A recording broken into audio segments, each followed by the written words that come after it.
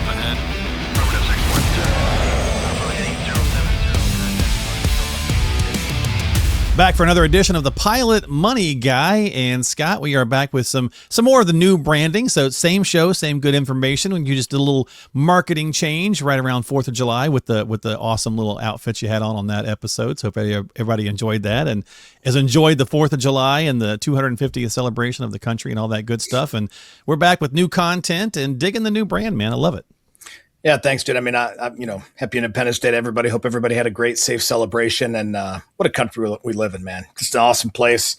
And yeah, I mean, on the rebrand, I mean, as we look at it and we look, so much of what we're doing is just around, it's so pilot centric. We wanted the brand to represent that. So, yeah, love what everybody does in the entire airline industry, but specifically for our pilots. I mean, that's the bulk of the lifting we're doing around here is for pilots. So we just wanted to get the brand in line with that. So there you go. Looking forward. I dig it. Path forward. So I dig it. Well, this week we're going to talk about Retirement Income 101. Yes. I kind of 4 key things to kind of focus on, I suppose. So let's dive right in. Input number 1. What are we looking at? Yeah. So, when I think about retirement planning, you kind of have 2 different phases through our career. We have the accumulation phase and then the decumulation phase, where basically we're distributing and we're living off of what we've built up. Right. So, if you go back and look at that financial independence one, a lot of that episode is around the accumulation phase, right? Because we're trying to get ourselves to be financially independent. And so once we're to a spot there, then it's like, okay, how do we live in this financial independent world now?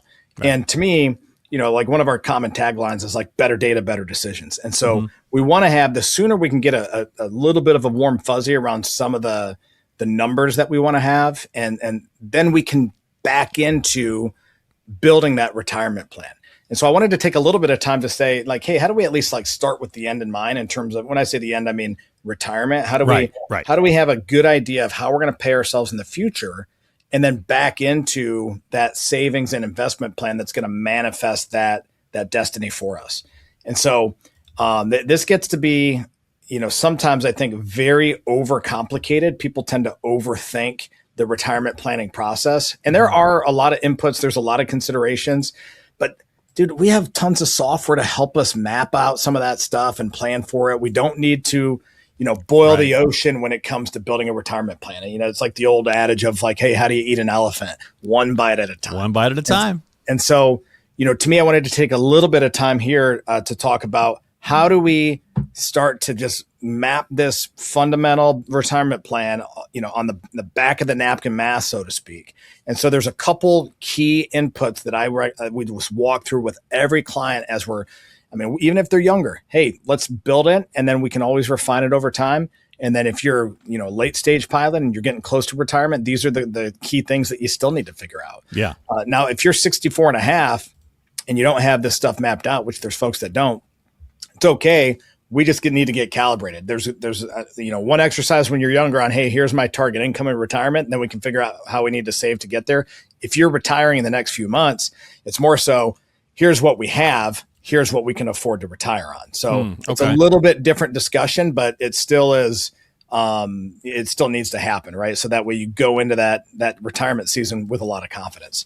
But let's look at this through the lens of somebody who's got a little bit of time on their side, and they want to make sure that they're going to deliver the lifestyle and retirement that they want to provide for their family.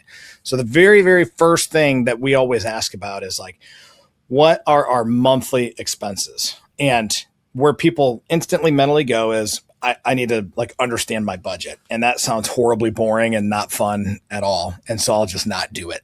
And so, and so the easy way that we recommend doing this is just figuring out how much payroll is hitting the house right now. Like what amount of cash is hitting the checking account right now?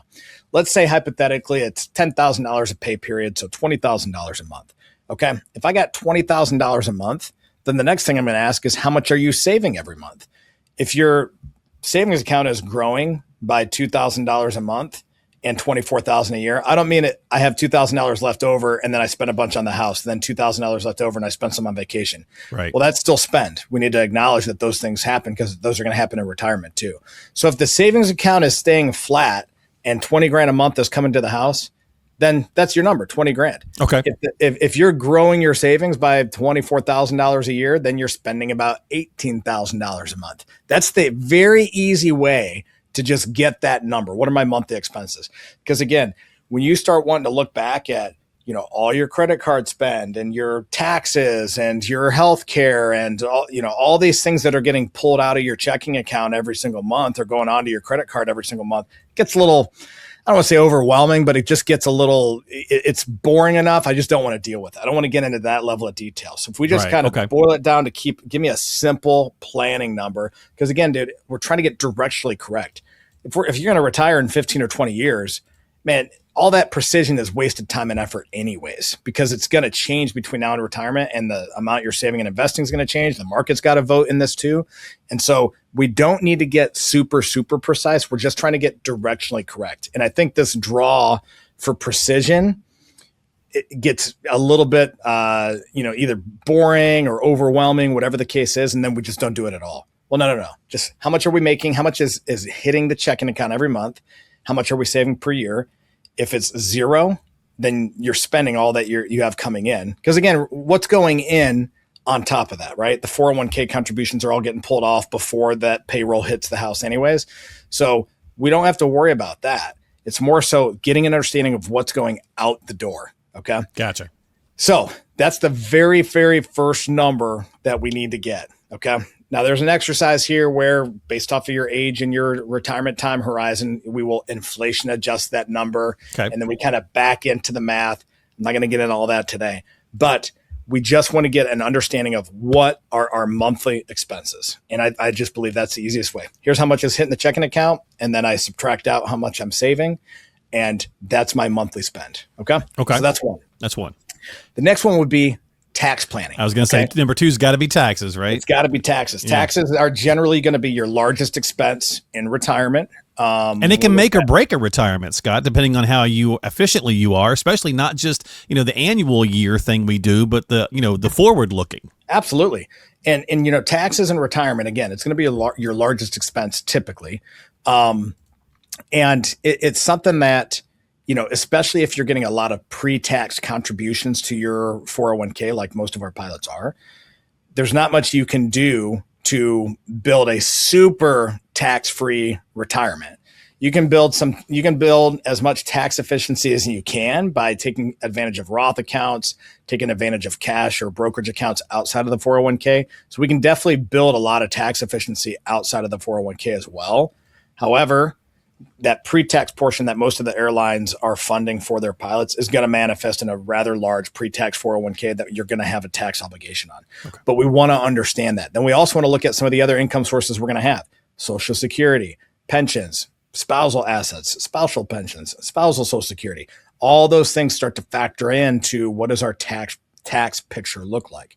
And so we want to understand what the future tax disposition of our dollars is going to be, because if it's all pre-tax, we need to have a larger amount to get us that monthly amount to the checking account, right? Because when I pull something out of that pre-tax, I got to pay my federal, pay my state, and then it's going to hit the checking account. So if 100% of our assets are pre-tax, we need to have a larger asset base. If we're able to diversify out of that, we can actually have a smaller asset base because we have a smaller tax burden. So we have to understand the tax burden. And then also we should understand what the tax plan is. Because again, if I've built some other assets outside of the 401k and I can kind of tie this to my distribution plan, then I can start to maybe get a vision for, one of the number one things that we teach is trying to fund after tax assets in a brokerage account. Because again, if I can build that up to, let's say, $1 million by the time I retire, which with a lot of the income our folks have and the time horizons they have is not overly hard to do. If I can do that, it can create this window where I retire at 65. And if I'm in an airline with no pension and I have no military pension and I'm delaying Social Security, I basically have no income for a while. Right. Well, I can live off of that taxable brokerage account very tax efficiently, and it's not hitting my modified adjusted gross income from a wages standpoint. And then we can start to do things like maybe some Roth conversions by the time I retire, right? Until I need to take required minimum distributions, like at probably 75 for most of our folks. Yeah. It's about a decade where I can be really poor on paper. Yeah, I was gonna say, you got a great window there, right? From 65 to 75, really.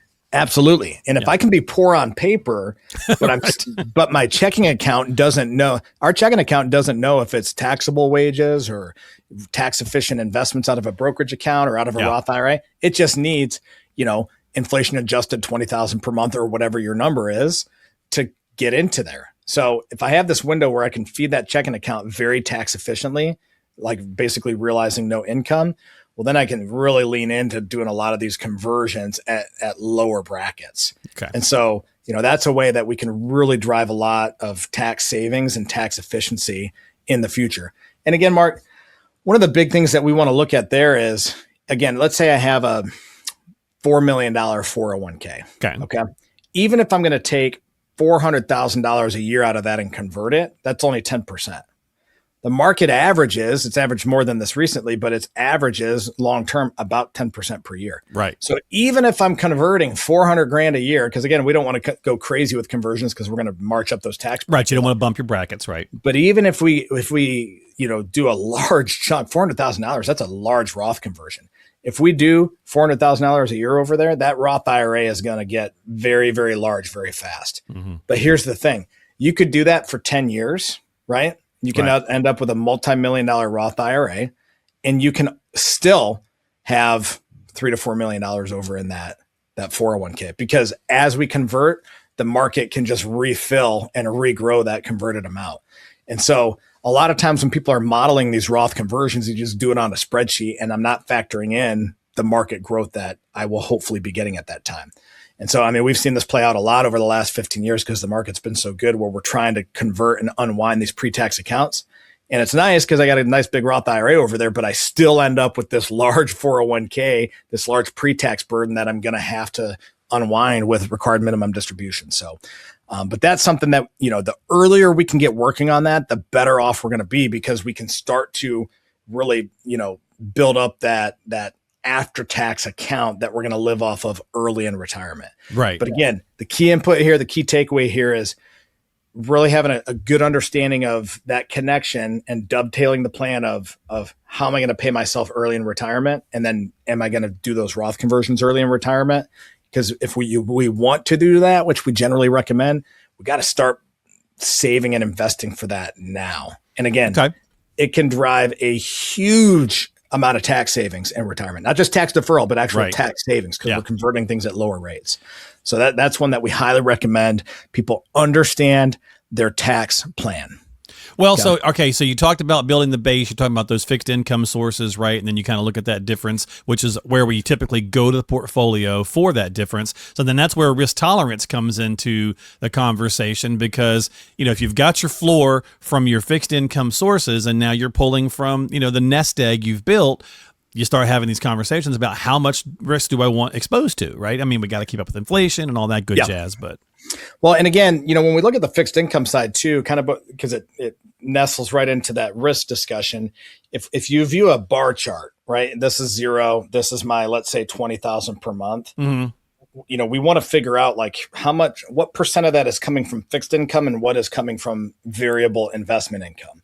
And when I say fixed income, we want to kind of ladder, stack on top. Right. We got my Social Security, my spouse's Social Security, my pension income, and maybe VA benefits, military pension. We want to stack all those things up, and we want to get a really clear understanding of how much of our income is going to be fixed. Because again, I can tell you from working with retirees for a long time, the higher percentage is fixed income, the more enjoyable people's retirement is typically. And so because they're counting on the market for less, so they have just a stronger sense of peace that, hey, if all my needs are covered by fixed income and then all my discretionary spend is covered by the market, that tends to just help people really enjoy whatever they got going on in retirement. Yeah, for sure. But that's going to be a little bit different for everybody, right? And then, as lifestyle grows, if you're somebody, hey, my target monthly amount is $30,000 a month, that gets pretty hard to cover 30,000 or even 25 of that from Social Security and pensions and what have you. So that's something that you just want to understand, right? When we look at our cargo pilots, they got better pension plans. The other ones don't have pension plans at all. And so, this is different based off of the airline you're with. It's based off of, your military service. So all those things kind of factor in. The other thing we want to understand with those fixed income sources is what is the survivability of those? An example, if you're a 100% disabled veteran and you're getting, $4,000 to $5,000 a month from that tax-free in retirement, well, those don't pass on after you pass. So your pension might have a survivability to it based off of what option you chose, but the VA benefits won't. So we want to understand those things because, again, if we look at a drop in your VA benefits, your pension, and your Social Security, if you pass at 75, that could be a big hit to your spouse's income. So we want to understand the survivability of those fixed income sources. And so again, it's not necessarily a problem. It's just data we need to have to make sure that A, we got enough assets to support, right, or B, if we don't have enough assets, we got it shored up with some insurance. So it's pretty simple, but those are things that we just want to have written down and we want to know. It's that ties right into the when I die plan. So we want to have that buttoned up, so to speak. So that segues into the last item here, which is really risk tolerance. Risk tolerance is not something that I want to go off of your feelings. Like, hey, I don't feel like I like it when the market goes down. None of us do. Right, okay. Right. But what we want to get people coached on is we need to take as much risk as the plan calls for. Okay. And what I mean by that is if you need more income from your investments over time because you have lower fixed income, we might actually need to be more aggressive because we need those assets to grow more aggressively. The other side of that would be, if you only need a little bit, we might be able to be more conservative. And then the third part would be, hey, if almost all of your income is covered by fixed income, and let's say you only need $3,000 a month or $36,000 a year from your investments and you got a few $1,000,000, right, you're probably set up to be quite aggressive. I mean, we can carve out a portion. If you carve out, $200,000, that's 6 years of income needs. Okay. Well, we can survive a lot of market downturns with $600,000 in cash if you're not going to need that much. Yeah. And so this is where we want to look at the numbers. We want to use data. We don't want to use our feelings. We don't want to use the fact that, if the market goes down by 20%, I just know I'm going to go to cash. We have to have a more resilient investment philosophy, and the plan can help us do that. And I can tell you, going through a lot of downturns over the last decade plus with retirees, if they see their accounts down a good bit because we're in a recession or we're in a kind of a deep bear market, that will kind of test the resilience of the investor in the plan. It always does. The easiest thing is just to go back and look and say, okay, I know the accounts are down by X%, but we still have 6 years worth of your income needs set aside out of the stock market, out of equities. How do you feel about having 6 years? Oh, well, if I got 6 years set aside, I feel pretty good. I think we'll be all right. And we don't sell a bunch of stuff at a loss, which is critical. Yeah. So that's where, again, we want to understand how much income are we going to need, period. And then how much of that's going to get covered by fixed income, how much of that is going to be net of taxes. So that's why we got to understand those first three things.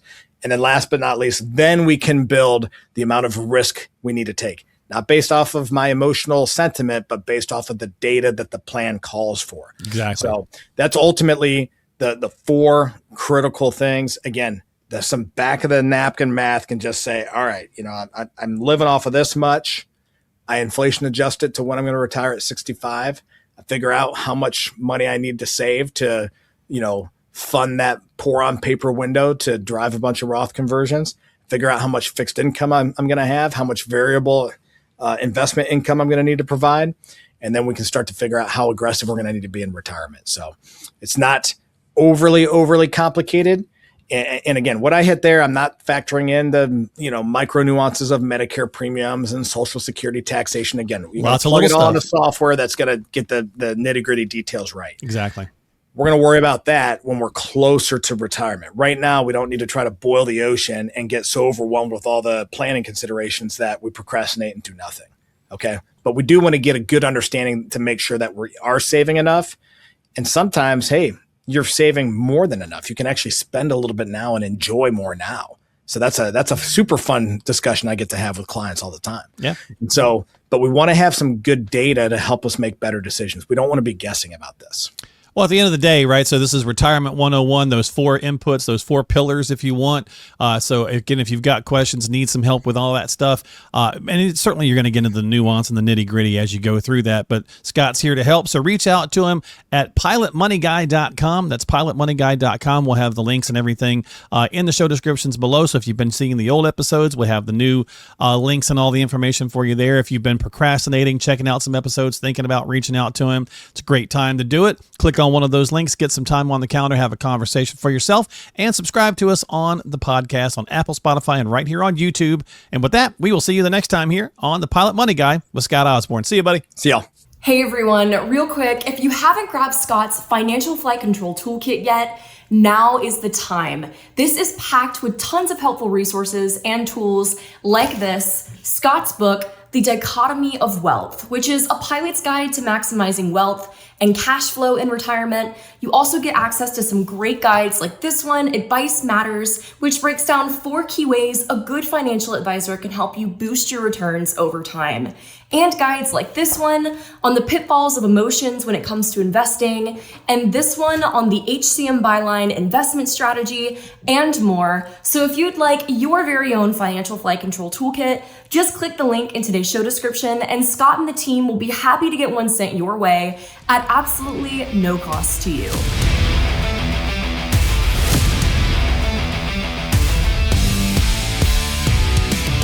Information is for illustrative purposes only and does not constitute tax, investment, or legal advice. Always consult with a qualified investment, legal, or tax professional before taking any action.